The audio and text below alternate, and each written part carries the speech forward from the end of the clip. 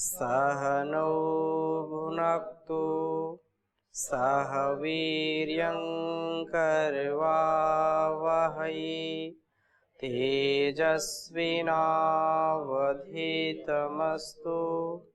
मा विद्विषावहै। ओम शांति शांति शांति। वैदिक जीवन पद्धति की इस कक्षा में आप सबका हार्दिक स्वागत है, अभिनंदन है। ब्रह्मचर्य के विषय में चर्चा चल रही है और हम स्वाध्याय कर रहे हैं आचार्य अभयदेव विद्यालंकार का, जिन्होंने ब्रह्मचर्य के ऊपर बहुत ही मार्मिक व्याख्या की है। वैदिक ब्रह्मचर्य गीत नामक जो पुस्तक उन्होंने बनाई, जिसमें अथर्व वेद के ब्रह्मचर्य सूक्त का बहुत अच्छा व्याख्यान उन्होंने दिया है। इस ब्रह्मचर्य सूक्त में 26 मंत्र हैं और एक मंत्र भी यदि हमारे जीवन में उतर जाए तो हमारा जीवन इस भवसागर से तर जाए। तो ऐसे ही कामना के साथ बहुत उत्साह के साथ वो लिख रहे हैं और मंत्रों का व्याख्यान करने से पहले, उनकी व्याख्या करने से पहले वो भूमिका में कुछ अपनी बात लिख रहे हैं, जिसकी हमने चर्चा पिछली कक्षा में की थी। उस भूमिका में या कोई प्रश्न हो आपका, कोई आप पूछ सकते हैं। ओम स्वामी जी। स्वामी जी, कल आपने बताया कि 15 से 25 वर्ष तक ब्रह्मचार्य का जो एक उम्र होती है या एक वो संयम होती है, उसमें अगर कर लेता है तो वो एक उम्र तक पालन कर सकता है जी। पर कुछ ऐसा जैसे हम लोग सिलेबस के बाहर है, हम सेवा में जानी पड़ती है, तो कुछ जैसे आँख की जो धर्म है, जो चीज़ देखता है उसका चित्त पर बोध होता है जी। और कुछ शरीर का भी एक नेचर कॉल भी रहता है शरीर में, तो वो सबको अगर मात देते हैं तो किसी तरह का शरीर में विकार या ब्रह्मचर्य का पालन करते हैं, कुछ ऐसा। ये साधना है, इस पर अमल करना, इसको पालन करना कठिन है, परंतु अभ्यास से, वैराग्य से सब संभव है। ये इंद्रियां हमारी बहिर्मुख होती हैं, बाहर का जो भी आकर्षण है वो हमको खींचेगा निसंदेह। आंख आई है अर्थात परमात्मा ने नेत्रों को बनाया है, तो किस लिए बनाया है? देखने के लिए। जब देखेंगे किसी व्यक्ति को, किसी वस्तु को, किसी स्थान को, तो उसका आकर्षण हमको खींचेगा अपनी ओर, खींचता है ना। लेकिन हमको विवेक के अनुसार कौन सा रूप, कौन सा जो है विषय मेरे लिए कितना आवश्यक है, उसका ध्यान रखते हुए हम जब संयमित होकर के कार्य करते हैं तो निसंदेह उसमें कोई बाधा नहीं होती है। आरंभ के दौर में जो साधक होंगे उनको समस्याएं हो सकती हैं, उसको हताशा भी हो सकती है, निराशा भी आ सकती है कि ये तो मेरे से हो नहीं पा रहा, ये तो बड़ा कठिन काम है। लेकिन आज की भूमिका में हम आगे पढ़ेंगे कि बहुत ही सरल है, ये स्वाभाविक है। कितना स्वाभाविक है?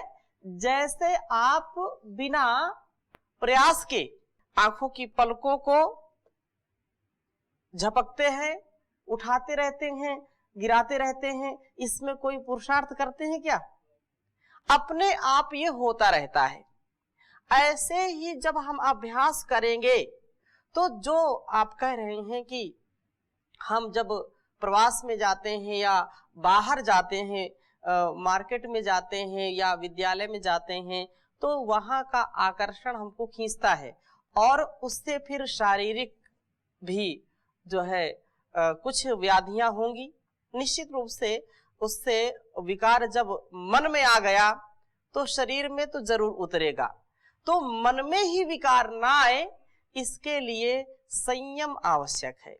और यदि संयम का हम पालन करते हैं, विवेक के द्वारा हम व्यवहार करते हैं, हम ठहरते हैं, तो हमको फिर वह आकर्षण अपनी ओर खींच नहीं पाता है। हमको आरंभ के दौर में तो बड़ा कठिन लगता है, कैसे हो पाएगा। कोई भी जो है नया सीखा हुआ ड्राइवर जब गाड़ी चलाता है या वो उस समय सीख रहा होता है, तो उसको कितनी परेशानी उठानी पड़ती है, उठानी पड़ती कि नहीं उसको। या आप किसी वाहन की बात छोड़िए, आपने साइकिल चलाना सीखा है, कितनी कठिनता से सीखा है। तो आरंभ के दौर में हम उसमें एक तो पकड़ना बड़ा मुश्किल है, कैसे साइकिल को पकड़ें।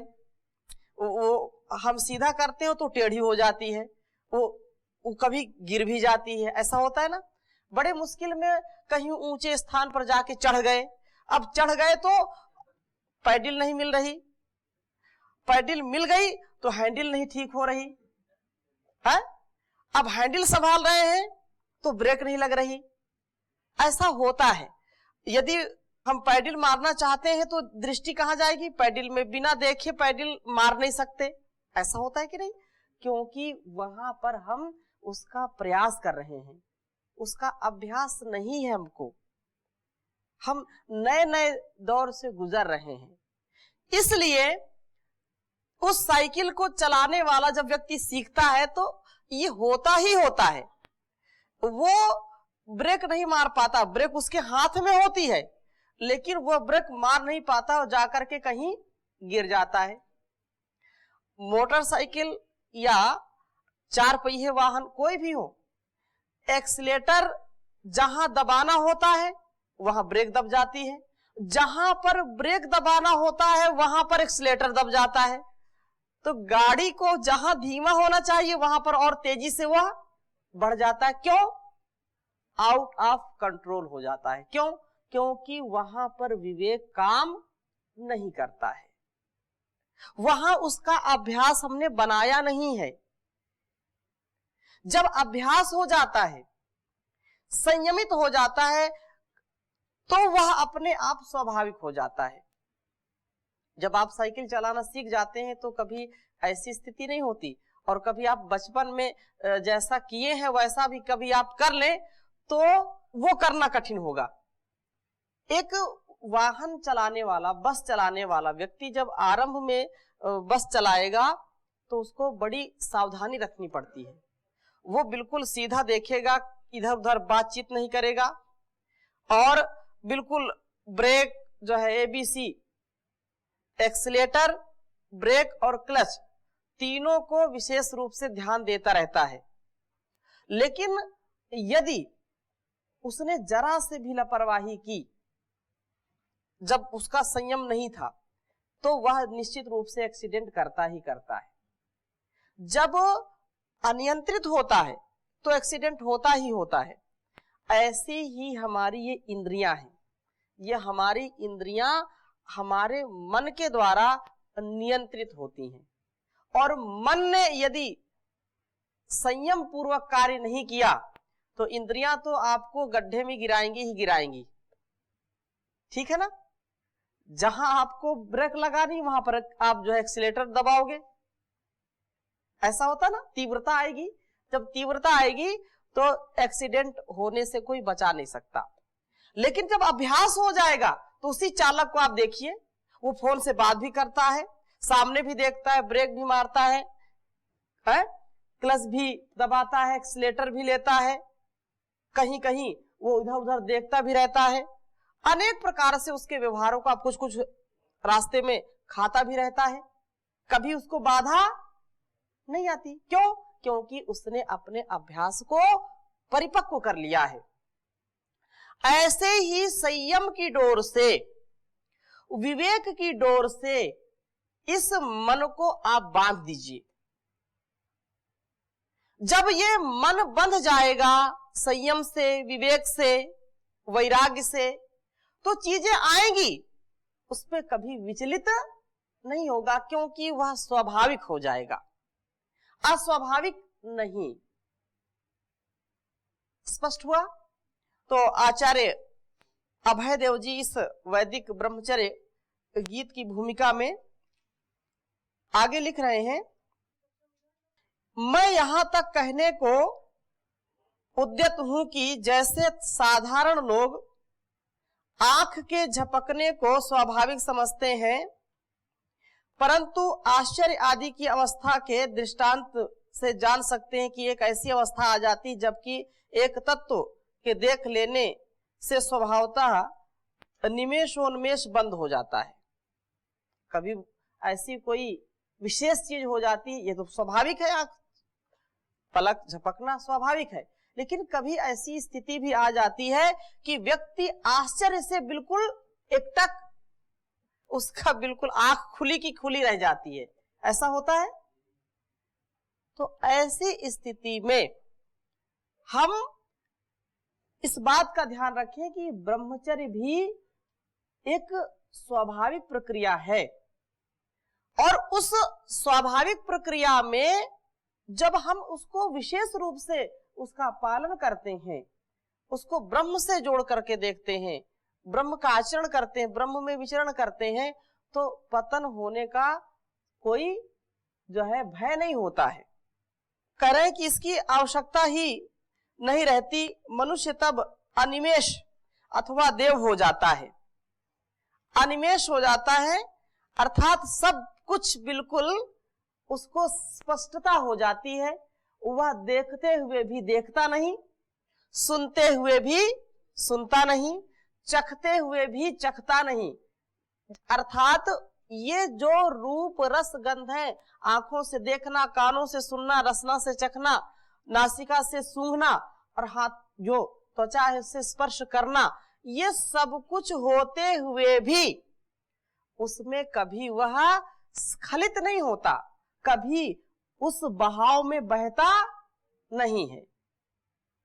आचार्य शंकर लिखते हैं, योग रतो वा भोग रतो वा संग रतो वा संग विहीना यस्य ब्रह्मणि रमते चित्तं नंदति नंदति नंदत्येव भज गोविंदम भज गोविंदम गोविंदम भज मूढ़मते।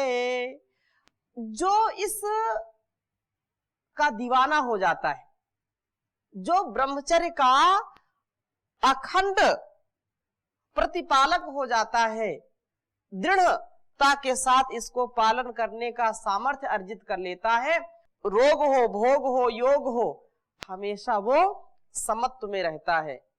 वो जिसका मन, जिसका चित्त ब्रह्म में रमण करता है, जो ब्रह्म का आचरण करता है, ब्रह्म में सदा स्थित रहता है, उसको कौन धोखा दे सकता है, कौन उसको पतित कर सकता है, अर्थात कोई भी उसको गिरा नहीं सकता है। तो वह निर्विकार हो जाता है। अस्तु, यहां कहने का तात्पर्य इतना ही है कि अथर्ववेद के इस ब्रह्मचर्य सूक्त ने मुझे प्रथम अध्ययन में ही मोहित सा कर लिया। जब इन्होंने पहली बार ब्रह्मचर्य सूक्त को पढ़ा तो ब्रह्मचर्य के विषय में इतनी विशद व्याख्या, ईश्वर की वाणी वेद है और ईश्वर हमको उपदेश करते हैं कि ऐ मनुष्यों तुम ब्रह्मचर्य युक्त जीवन जियो, इसी में तुम्हारा कल्याण है और इसी से सब कुछ आप पा सकते हैं। तो ऐसी स्थिति में जो व्यक्ति ऐसा आचरण करता है वो क्यों नहीं सफलता को प्राप्त करेगा, अर्थात उसको सफलता मिलेगी ही मिलेगी। तो इसी को कह रहे हैं कि ये मुझको मोहित सा कर लिया और तब से इस सूक्त को फिर पढ़ने की इच्छा होती है और यह इच्छा अभी तक जो है तृप्त नहीं हो पाई, इसलिए पाठकों के साथ इसे एक बार पुनः पढ़ने लगा हूं। जो सद स्वभाव है, सद अभ्यास है, उनको हम निरंतर करते रहें। एक बार झाड़ू लगाने के बाद क्या दोबारा झाड़ू नहीं लगाना पड़ता? क्या लगाना पड़ता है। एक बार बर्तन साफ कर लिया तो क्या दोबारा साफ नहीं करना पड़ता?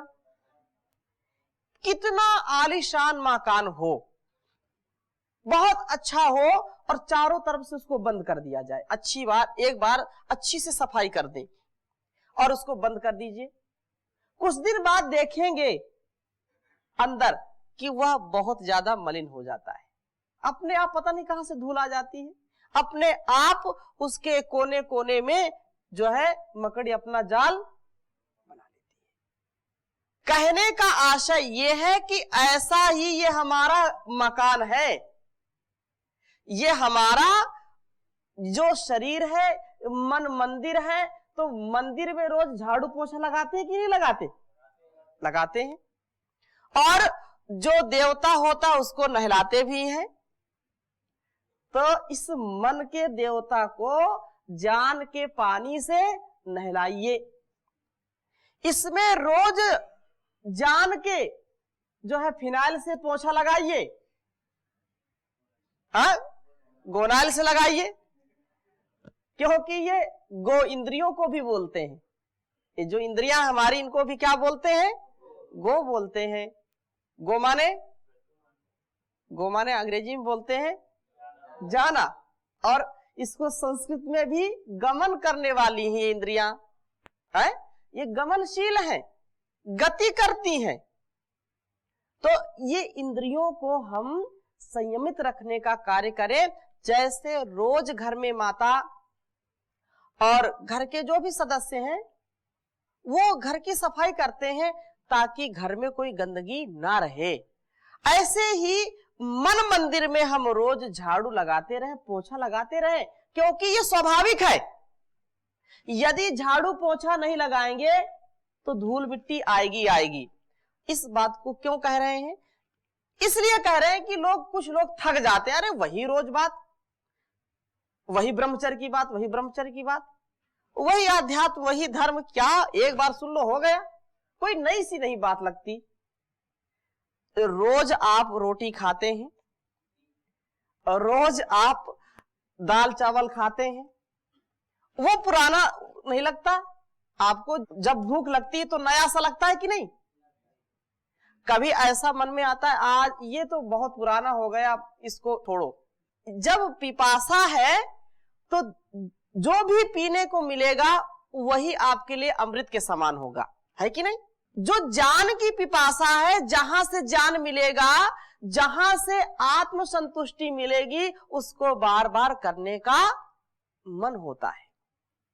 जैसे भूख लगने पर भोजन को कभी हम तिरस्कृत नहीं करते, भोजन में रुचि हो जाती है, गर्मा गर्म भोजन अच्छा लगता है, 2 रोटी खाने की इच्छा है तो 4 रोटी खा जाते हैं, क्योंकि वह हमारे शरीर में बल और सामर्थ्य को बढ़ाती है।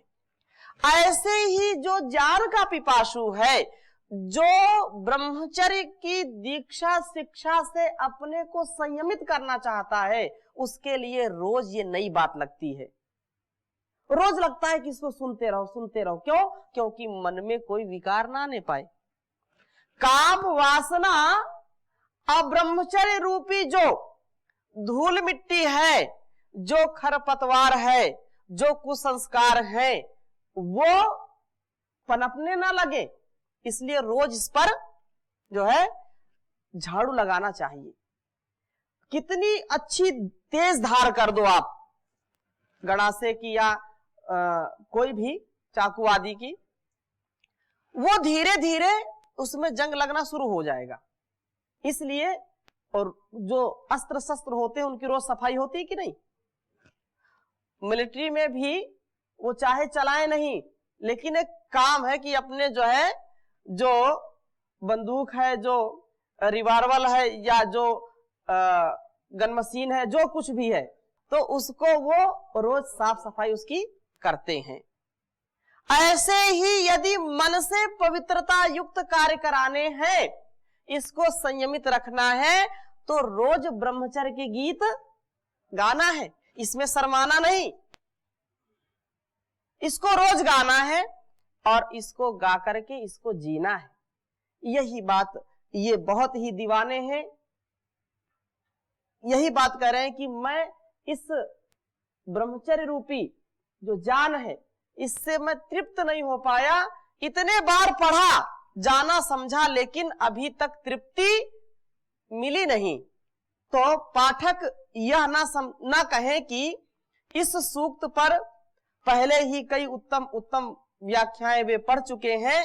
यदि पढ़ चुके हैं तो क्या हुआ, एक यह भी सही, इसके पहले भी आपने खूब ब्रह्मचर्य की बात सुनी, समझी, तो एक ये भी सही, ऐसा कह रहे हैं। आज न जाने छापे खाने में काले किए जाने वाले कागजों में कितना भाग ब्रह्मचर्य घातक पतनकारी साहित्य से भरा होता है। दुख है इस बात का कि आज जो अश्लील साहित्य मार्केट में प्रचुर मात्रा में मिलता है, लोग उस पर आकर्षित होते हैं। युवा पीढ़ी उस साहित्य में रुचि लेती है। जब उस साहित्य में रुचि लेगी, जहां देखो वहीं गंदे भद्दे चित्र छपे मिलते हैं। यहां तक कि समाचार पत्रों को भी एक सद्विवेकी व्यक्ति यदि परिवार सहित पढ़ना चाहे तो पढ़ नहीं सकता। इतना पतन हो गया इस राष्ट्र का। जिस राष्ट्र में यह कहा था यत्र नार्यस्तु पूजन्ते रमन्ते तत्र देवता, वहीं पर स्त्री भोग की सामग्री बन के रह गई। मैं एक अलग पक्ष में कह रहा हूं, वे माताएं, वे बहनें जो अपने राष्ट्र धर्म को, अपने स्वधर्म को बहुत अच्छी प्रकार से जीती हैं, उनका भी अभिनंदन है। लेकिन आज की जो परेशानी है, जो पीड़ा है, उसको मैं प्रकट करना चाहता हूं। कोई भी आप सीरियल देखें, कोई भी कार्यक्रम देखें, बीच बीच में ऐसे जो है प्रचार आते हैं कि एक परिवार साथ में मिलकर के देख नहीं सकता, उससे कुसंस्कार आएंगे। तो यही बात कह रहे हैं कि साहित्य तो बहुत छपा है, लेकिन उस साहित्य में ब्रह्मचर्य की कितनी बात है, अपने जीवन को उन्नत बनाने की कितनी बात है, यह एक जो है प्रश्न चिन्ह लगा रहे हैं। इसलिए यह ब्रह्मचर्य, यह पुस्तक जो है ब्रह्मचर्य के विषय में है, और पुनः पुनः चर्चा करें तो इसमें हमारी उन्नति होगी, इसमें कोई बिगाड़ नहीं होगा। और यदि कुछ लाभ न होगा और यह ब्रह्मचर्य चर्चा मेरी समझ में कोई नीरस भी नहीं होगी। ब्रह्मचर्य की चर्चा जो ब्रह्मचर्य के दीवाने हैं उनके लिए तो नीरस नहीं हो सकती, लेकिन जो इसका रस ही नहीं पान किया कभी, उसके लिए तो हो सकता है नीरस हो। लेकिन जिसने इस घुट्टी को गले के नीचे उतार लिया है, उसको तो ये बार बार ये दीवाना पीना चाहेगा। अर्थात ब्रह्मचर्य से ओतप्रोत होना चाहेगा। ब्रह्मचर्य का जो व्याख्यान है उसको वो पढ़ना चाहेगा, समझना चाहेगा।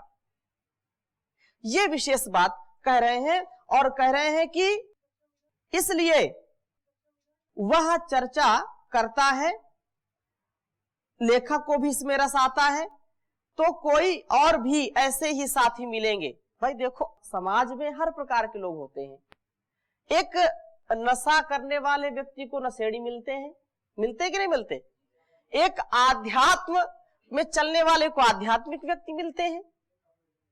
वो कब मिलते हैं? वो तो मैंने पहले ही कहा कि जो अच्छे लोग होते हैं वे थोड़े होते हैं, क्रीम कम होती है, तो इसलिए अच्छे लोग कम मिलते हैं।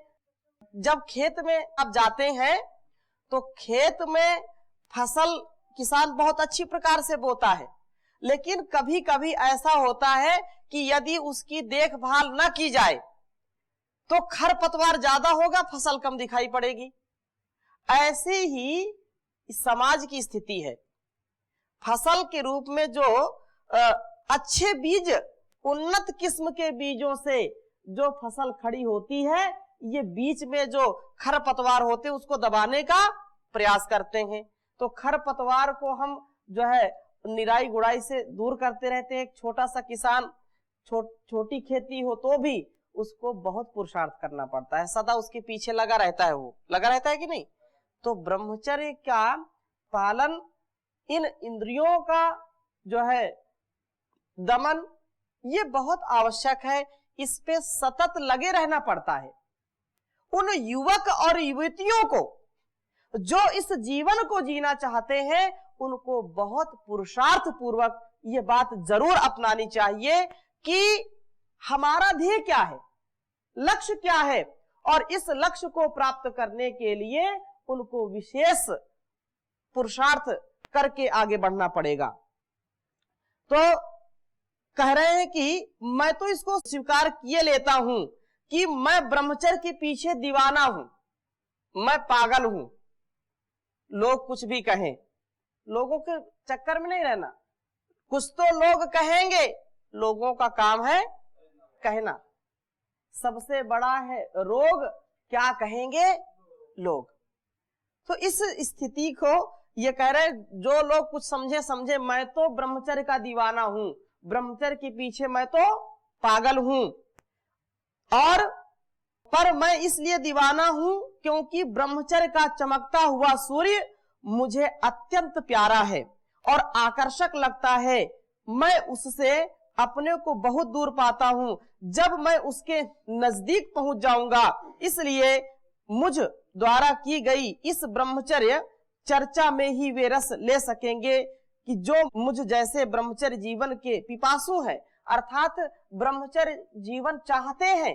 जैसे आप पूरे जीवन को नैष्ठिक रूप में ब्रह्मचर्य युक्त बना रहे हैं और इस पावन संकल्प को जी रहे हैं। ये जीवन मिला है, इसको सौभाग्य से भरें, सुकर्मों से भरें, अपने जीवन को ब्रह्मचर्य से ओतप्रोत करें। इन्हीं शुभकामनाओं के साथ अभी यहीं पर विराम देते हैं और अगली कक्षा से हम आरंभ करेंगे वैदिक ब्रह्मचर्य सूक्तों का जो विशेष महत्व है उनका स्वाध्याय करेंगे। ओम शांति शांति शांति।